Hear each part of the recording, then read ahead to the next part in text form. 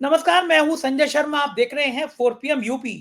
केशव मौर्य का कद बढ़ाकर योगी आदित्यनाथ की कुर्सी खींचने की तैयारी क्या चाणक्य ने कर ली है, या फिर केशव मौर्य ब्रजेश पाठक को केंद्र में मंत्री बनाया जा रहा है और उत्तर प्रदेश में योगी से कहा जाएगा कि अब आप भी दिल्ली चलिए। उत्तर प्रदेश से पक क्या रहा है, चाणक्य क्या करना चाह रहे हैं? दैनिक भास्कर के राजनीतिक संपादक केपी मलिक से मैंने राजनीति के बहुत सारे खुलासों पर बात की है कि मोदी का कांग्रेस तोड़ने का प्लान क्या है। लेके चलता हूं सीधा। आपको रिक्वेस्ट है, 4 PM यूपी को सब्सक्राइब करिए, ज्वाइन करिए। चलते हैं केपी मलिक के पास। 4 PM न्यूज नेटवर्क में बहुत बहुत स्वागत है केपी मलिक साहब। आप जो कह रहे थे धन्यवाद वही संजय जी। हो रहा है। जो आपने कहा, आजकल तो मुझे लग रहा है आपके मुंह पे सरस्वती बैठी हुई है। अब वो आपकी बात योगी जी ना सुन ले कहीं, क्योंकि आपने केशव मौर्य की जो भविष्यवाणी की है, योगी जी का भी तापमान उससे बढ़ रहा होगा कि गए गए गए टाइप का मामला। लेकिन बड़ा सवाल ये, आपने कहा था नीतीश कुमार को बिल्कुल ढक्कन बना रहे हैं सरकार। आपको याद होगा कि अरविंद शर्मा को भेजा गया था दिल्ली से, तो अरविंद शर्मा दूत थे मोदी जी के। ये कहा गया था कि भाई उत्तर प्रदेश के डिप्टी सीएम बनेंगे और गृह मंत्रालय इनको दिया जाएगा, और योगी जी अड़ गए कि सवाल ही नहीं है। क्योंकि अगर मुख्यमंत्री पे गृह मंत्रालय नहीं हुआ तो हुआ क्या, नाम का मुख्यमंत्री। यानी अब दिल्ली में बैठ के अमित शाह बिहार चलाएंगे। मैं समझ नहीं पा रहा कि नीतीश बाबू उसके लिए राजी क्यों हुए, क्यों दबाव में आ गए। अगर थोड़ा सा झटका दिखा देते चंद्रबाबू नायडू तो बार्गेनिंग को तैयार बैठे थे, दिल्ली का सिंहासन ही लड़खड़ा जाता। लेकिन बिना बिना तीर के और बिना तलवार के मुख्यमंत्री। क्या लग रहा है कि किस हद तक दबाव में होंगे नीतीश बाबू, जो 20 साल बाद गृह मंत्रालय छोड़ दिया उन्होंने? नहीं संजय जी, पहले तो आपने यूपी का जिक्र किया और शर्मा जी का जिक्र किया जो दिल्ली से गए थे, पूर्व नौकरशाह हैं और उनका ये था कि भी उनको डिप्टी सीएम बनाया जाए और गृह मंत्री बनाया जाए। आप समझ लीजिए कि अगर पूरी पुलिस, प्रदेश की पुलिस आपके हाथ में है, पूरा गुप्तचर विभाग आपके हाथ में है, पूरा सारा सिस्टम आपके हाथ में आ गया, तो फिर बचेगा क्या? तो ये नीतीश कुमार ने बहुत बड़ी गलती की है और भारतीय जनता पार्टी ने उनको इसलिए लपेट दिया है कि वो अभी नीतीश कुमार दूसरी तरफ फोकस किए हुए हैं। मेरा जो मानना है, मेरे जो सूत्र बता रहे हैं, नीतीश कुमार जो है भारतीय जनता पार्टी के बराबर या भारतीय जनता पार्टी से ऊपर नंबर गेम करना चाहते हैं वहां। क्योंकि आपको देखना होगा कि जो कुशवाहा है, कभी नीतीश कुमार के खासम खास होते थे, उनके भी 5 विधायक हैं और आज 85 नंबर पे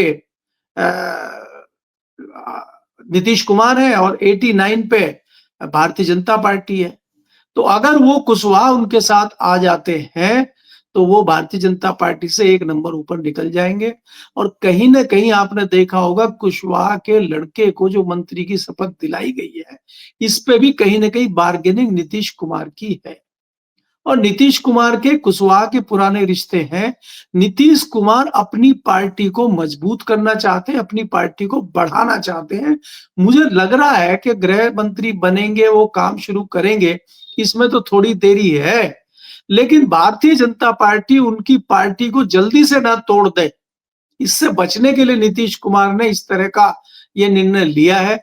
नहीं तो नीतीश कुमार को जितना मैं जानता हूं, नीतीश कुमार इतना दबाव में आ जाए, इतनी जल्दी के भारतीय जनता पार्टी की बात मान ले, मुझे दिखाई नहीं देता है। क्योंकि मैं नीतीश कुमार को जानता हूं, भले ही आज लोग उनको कुछ भी कहें कि उनका मानसिक संतुलन बिगड़ा हुआ है, उनका स्वास्थ्य ठीक नहीं है, नीतीश कुमार बहुत मंजे हुए खिलाड़ी हैं अभी भी।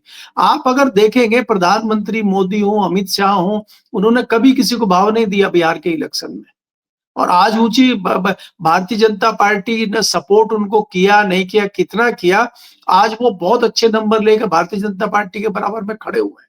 तो भारतीय जनता पार्टी को इतनी आराम से, इतनी इजिली वो एंटर करने देंगे, इतना इजी तरीके से वो गृह मंत्रालय उनको दे देंगे? मुझे लगता है इसके पीछे कोई बड़ी डील उनकी हुई है और उनका कोई बड़ा कोई प्रोजेक्ट है जिसको साधने के लिए इतना बड़ा समझौता नीतीश कुमार ने किया है। जी बिल्कुल ठीक बात है। बिहार बिहार में तो ये सौदा हुआ है, तापमान उत्तर प्रदेश का बढ़ गया है। उत्तर प्रदेश में बिहार के चुनाव, जिस दिन शपथ ग्रहण हो रहा था उससे पहले डिप्टी सीएम ब्रजेश पाठक और केशव मौर्य ने साथ साथ खड़े होकर एक फोटो ट्वीट किया। ऐसा नहीं है कि ब्रजेश पाठक बहुत तेज राजनेता हैं, बहुत होशियार राजनेता है, केशव मौर्य बहुत शातिर नेता हैं। उन दोनों को पता नहीं होगा कि ये फोटो जो है वो योगी आदित्यनाथ को कितनी मिर्ची लगाएगा। लेकिन दोनों का विजयी का था कि बिहार हम जीत गए और अब यूपी की बारी है। ये जो चर्चाएं तेज हुई हैं, ये चर्चा नौकरशाही के लेवल से और बाकी नीचे तक आ रही हैं कि उत्तर प्रदेश में भी कुछ बड़ा उठापटक हो सकता है। योगी आदित्यनाथ इतने भारी पड़ गए हैं, अमित शाह निपटा पाएंगे इसमें संदेह है, क्योंकि योगी आदित्यनाथ ने भी हिंदुत्व के नाम पर अपना कद बड़ा कर लिया है। आपको लगता है कि ऑपरेशन योगी शुरू होगा उत्तर प्रदेश में, या ये सिर्फ कयासबाजी है, उत्तर प्रदेश में कुछ नहीं हो पाएगा? देखिए संजय जी, मुझे लगता है कि ये नंबर 2 की लड़ाई है, क्योंकि नंबर 2 की रेस में कहीं ना कहीं योगी जी आ रहे थे। मोदी और योगी की बात होने लगी थी, कहीं कहीं मोदी और शाह की बात पीछे हट जाती थी और मोदी योगी होना शुरू हो गया था। और कहीं ऐसा ना हो कि नंबर 2 पे योगी जी आ जाएं। योगी जी को तीसरे नंबर पर रखने की कवायद शाह की है। दूसरा, इन चीजों को समझने के लिए हमें थोड़ा सा पीछे चलना पड़ेगा 2024 के लोकसभा चुनाव में। लोकसभा चुनाव में जितना बड़ा डेंट उत्तर प्रदेश से लगा था और उसमें योगी जी की महत्वपूर्ण भूमिका थी। चाणक्य को धरती दिखाने का काम जो बाबा ने किया था, उससे कहीं ना कहीं चाणक्य बहुत आहत है। लेकिन आज आप कुछ भी कहिए, चाणक्य तो वो है। 2024 के उस झटके के बाद एक छोटा सा झटका उनको राजस्थान में भी वसुंधरा ने दिया था, वहां पे भी 10 सीटें लोकसभा की उनको हारनी पड़ी थी। और उत्तर प्रदेश में मोटा मोटी अगर हम कितना भी कम करें, 30 सीटों पर झटका बाबा ने दिया। तो ये बड़ा झटका जब चाणक्य को लगा था, उसके बाद बहुत कमजोर स्थिति में भारतीय जनता पार्टी की सरकार आ गई। जहां 300 पार और 400 पार की बात कर रहे थे, वहां 240 पे आपको संतोष करना पड़ा और सरकार पे कहीं खतरा दिखाई देने लगा।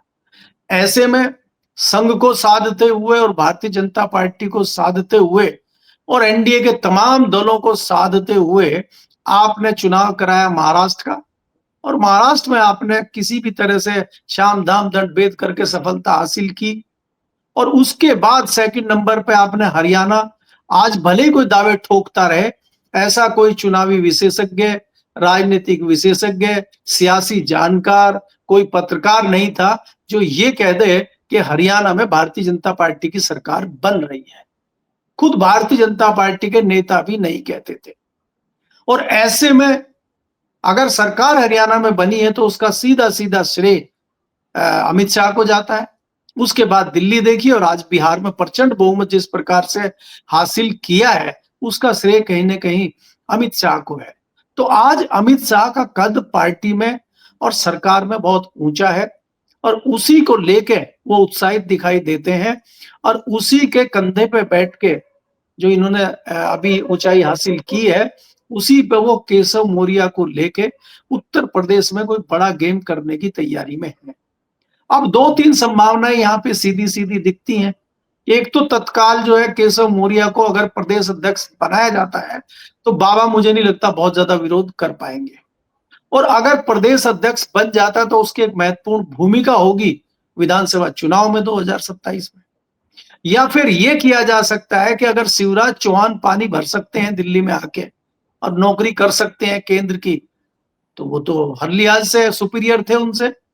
भाई उन्होंने नंबर 1 से जो है लोकसभा का चुनाव जीता, विधानसभा के 100% रिजल्ट दिए, लोकसभा के 100% रिजल्ट दिए। अगर ऐसा व्यक्ति जो मोदी से भी सीनियर है एक हिसाब से और चुपचाप जो है दिल्ली में आकर नौकरी कर रहा है, तो शायद बाबा भी आ सकते हैं। अगर उनको लाया जाए, सब बाबा को दिल्ली लाया जाए और केशव मौर्य को यूपी की कमान दे दी जाए। या फिर ये हो, तीसरा एक और ऑप्शन है कि केशव मौर्य जी को दिल्ली बुला के उनको एक बड़ा मंत्रालय दे दिया जाए उनका कद बढ़ाने के लिए। और साथ में 2 क्रांतिकारी उनके हैं ही, साध्वी निरंजना जी हैं और वो साध्वी निरंजन ज्योति, और एक आध और लोगों को, ब्रिजेश पाठक जी तो आएंगे ही आएंगे जब होंगे। तो इन लोगों का कद बढ़ा के बाबा को दबाव बनाया जा सकता है। इस तरह की रणनीति अमित शाह की यूपी में मुझे दिखाई दे रही। जी बिल्कुल ठीक कह रहे हैं। उधर एसआईआर को लेकर विरोध बढ़ता जा रहा है। अखिलेश यादव ने कहा शादियों के सीजन के बाद होना चाहिए, अभी लोग बाहर गए हुए हैं। ममता बनर्जी तो कह रही है 28 लोगों की आत्महत्या हो गई है, ये इतना कठिन प्रक्रिया। दूसरी तरफ बीजेपी कह रही है कि इससे घुसपैठिया दूर कर रहे हैं हम। 11 साल से 12 साल से आप शासन चला रहे हैं, ये घुसपैठिए आ कहां से आते हैं? क्या हवाई जहाज से लैंड कर जाते हैं? बॉर्डर सारे आपके आपके अधीन बीएसएफ, बॉर्डर सील, तो ये घुसपैठिए कहां से आ जा रहे हैं? और इतने सालों में आप घुसपैठिए नहीं ढूंढ पाए, और एसआईआर के बावजूद भी अगर वोटर लिस्ट में इतनी बड़ी बड़ी खामियां निकल आ रही हैं, इतनी बड़ी बड़ी चीजें आ रही हैं, तो तमाशा क्या क्या क्या चाहते हैं कि पूरे देश में एक माहौल बन जाए, जनता वाकई में सड़कों पर आए कि आप ये चोरी बंद करो। गांव देहात में कहाँ वो कंप्यूटर टेक्नोलॉजी होगी, कहाँ वो फोटो स्टेट कराएंगे, कहाँ से वो फॉर्म भरेंगे?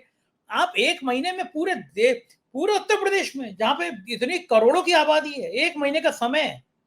मैं एक वीडियो देख रहा था, एसडीएम हैं मलिक साहब, और एसडीएम साहब जो हैं वो खुलेआम केशव मौर्य को गाली दे रहे हैं। केशव मौर्य को गाली में इसलिए कह रहा हूं कि वो डांट रहे हैं बीएलओ को, लेकर कह रहे हैं कि तुम विकास विभाग के लोगों को पैसे के अलावा कुछ नहीं दिखाई देता है। विकास विभाग है, ग्राम विकास विभाग है, सीधा केशव मौर्य पे। तो एसडीएम जब कह रहा है बीएलओ को कि तुम्हें विकास विभाग के लोगों को पैसे के अलावा दिखता नहीं, मतलब ये तो सीधा मंत्री को गाली है। एसडीएम साहब सीधा मंत्री को गाली दे रहे हैं। बीएलओ का प्रेशर अगर है, इतना काम का प्रेशर है, तो केशव मौर्य को गाली देने की मैं तो 100% ये कहूंगा कि पूरे विकास विभाग को बड़ा समस्या है, मतलब बहुत गुस्से में है ग्राम विकास के लोग कि इस तरह पूरे विकास विभाग को आपने गाली दे दी कि एसडीएम ने। एक ये बड़ी जंग हो सकती है। इतने बौखलाए हुए लोग क्यों हैं? एसआईआर को लेकर इतनी जल्दबाजी क्यों है? ज्ञानेश कुमार चाह क्या रहे हैं? इस लोकतंत्र को बिल्कुल तबाह करके मानेंगे वो? देखिए संजय जी, पहली बात यह है कि वो बस्ती की घटना है जिसका जिक्र आप कर रहे हैं, उत्तर प्रदेश के बस्ती जिले की घटना है। दूसरी बात ये है कि ये चीजें तो चलती ही रहेंगी और ज्ञानेश जी आपको इस पे कोई जवाब नहीं देंगे। जब ज्ञानेश जी को ज्ञानादेश देना होता है, ज्ञान का संदेश देना होता है, तब वो अवतरित होते हैं। इसके अलावा आप जो मर्जी पूछते रहिए।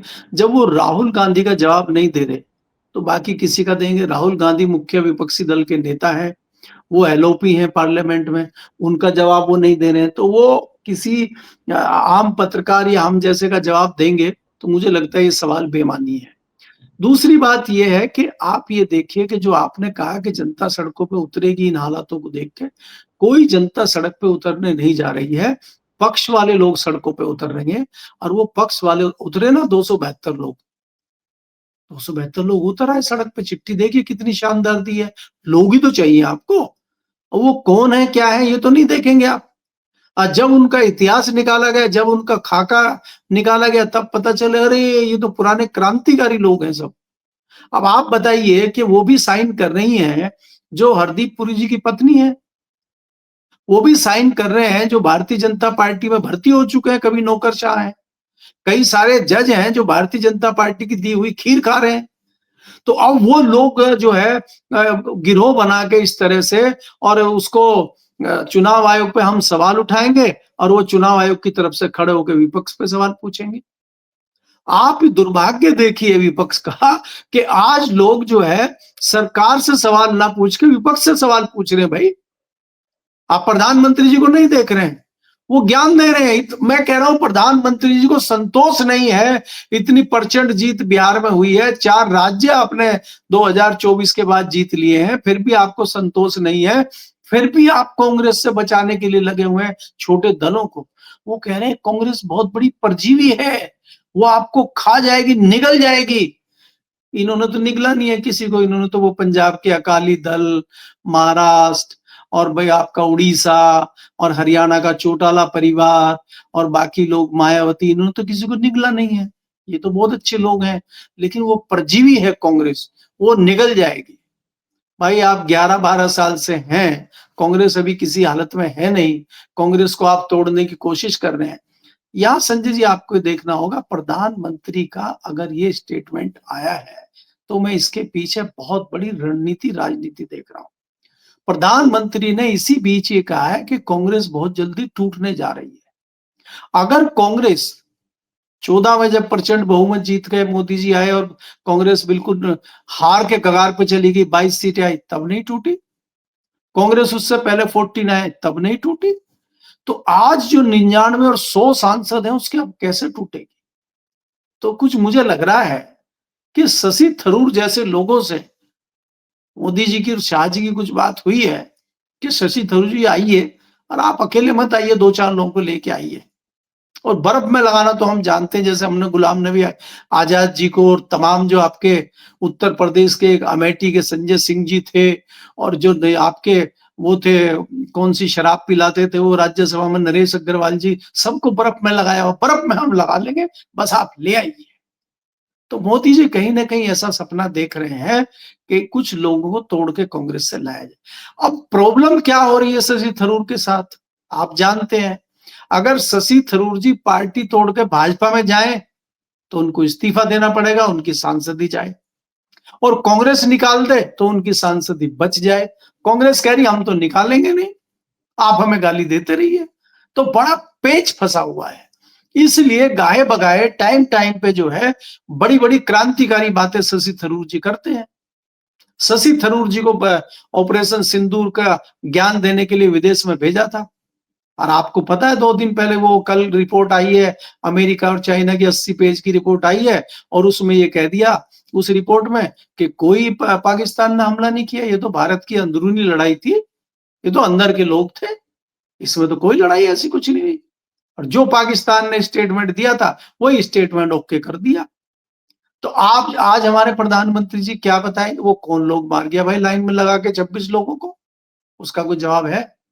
उससे फायदा, जो हथियार चले थे, जो पाकिस्तान ने हथियार यूज किए थे, वो चाइना उनको ये कह के बेच रहा है कि भाई पाकिस्तान ने भारत को इन्हीं हथियारों से हराने का काम किया है, तो आइए फटाफट हमारे हथियार खरीदिए। उधर ये चल रहा है। भारत की विदेश नीति पे प्रधानमंत्री जी कुछ नहीं बोल रहे, विदेश कूटनीति पे प्रधानमंत्री जी कुछ नहीं बोल रहे, विदेश मंत्री जी आजकल कुछ स्टेटमेंट नहीं दे रहे। कांग्रेस परजीवी है, कांग्रेस जल्दी टूटने वाली है, उसकी चिंता इनको है। और एक नए आए हैं शिवराज चौहान जी ने, उनको ममता बनर्जी को राय मशवरा दिया है कि आप थोड़ा कांग्रेस से बचिए, ये आपको नुकसान कर देंगे, इनके साथ मत। वो तो अभी गई भी नहीं है, उसने तो कोई बात भी नहीं करी है, उसके महागठबंधन में आने की कोई बात भी नहीं, वो तो पहले से ही है। वो तो पहले ही जो है, कोई अगर विरोध करती है कांग्रेस किसी का, अडानी का, किसी दूसरे का, तो वैसे ही भाग जाती ममता बनर्जी और केजरीवाल, तो वो तो आते ही नहीं है साथ। तो इनको काहे की चिंता हो रही है, ये गठबंधन से इतना डरे हुए क्यों है? गठबंधन तो सही मायने में कहीं है नहीं, गठबंधन का कोई संयोजक नहीं है, गठबंधन का कोई दफ्तर नहीं है, गठबंधन कहीं अस्तित्व में दिख नहीं रहा है। अगर अभी से ही इतना डर है, गठबंधन अगर सचमुच मजबूत स्थिति में आ जाए, उसका एक बड़ा नेता संयोजक हो जाए, उसका दफ्तर खुल जाए, डेली उसकी प्रेस कॉन्फ्रेंस हो, डेली वो इनके घोटाले खोले, फिर इनका क्या होगा? अगर बिना कुछ हुए इतना डर रहे हैं, तो इसके पीछे कोई बड़ी स्ट्रेटजी है जो भारतीय जनता पार्टी और मोदी जी ऐसे हवा में कुछ नहीं बोलते, तो कुछ ना कुछ रणनीति बन रही है। नंबर 2 जो चाणक्य जी है वो रणनीति यूपी की बना रहे हैं, और मोदी जी रणनीति कांग्रेस की बना रहे हैं। कुछ ऐसी खिचड़ी पक रही है जो हमें आने वाले टाइम में दिखेगी। बिल्कुल ठीक है। एक आखिरी सवाल, मोहन भागवत जी फिर से मणिपुर का दर्द के बखान कर रहे हैं।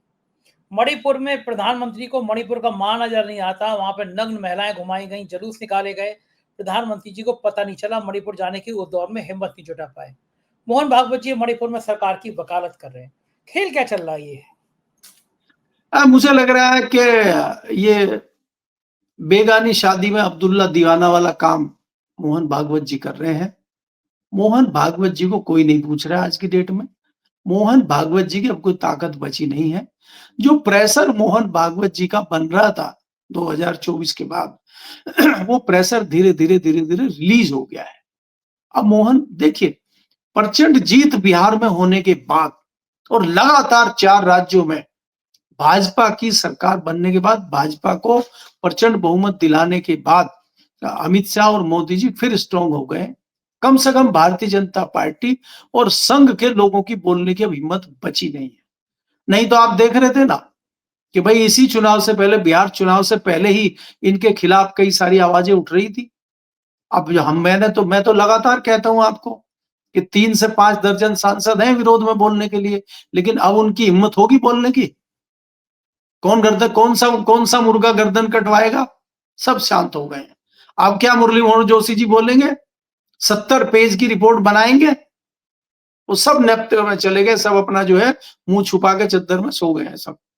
अब मोहन भागवत जी हैं, गाए बगाए बोलते रहे, कोई ना उनको सुन रहा है, ना उनको भारतीय जनता पार्टी बहुत ज्यादा ध्यान दे रही है। वो मणिपुर गए हैं ध्यान आकर्षित करने के लिए, चले जाइए। मणिपुर में जो मोदी जी को करना है वो कर ही रहे हैं वहां। क्या हुआ, कोई कोई बहुत ज्यादा फर्क तो इनको पड़ा नहीं है मणिपुर से। अब वो चुनाव, आसाम में चुनाव होना है, कुछ देख लेंगे, छोटा मोटा कुछ मामला कर देंगे। जी बिल्कुल ठीक कह रहे हैं, यही हालात नजर आ रहे हैं और यही राजनीति का तकाजा भी है कि इसी तरह का नाटक किया जाए। बहुत बहुत शुक्रिया मलिक साहब, आपने मुझे इतना समय दिया, बातचीत की, धन्यवाद। ये थे केपी मलिक जी, पूरी बातचीत सुनी, कैसी लगी बातचीत बताइएगा जरूर। शुक्रिया, थैंक यू।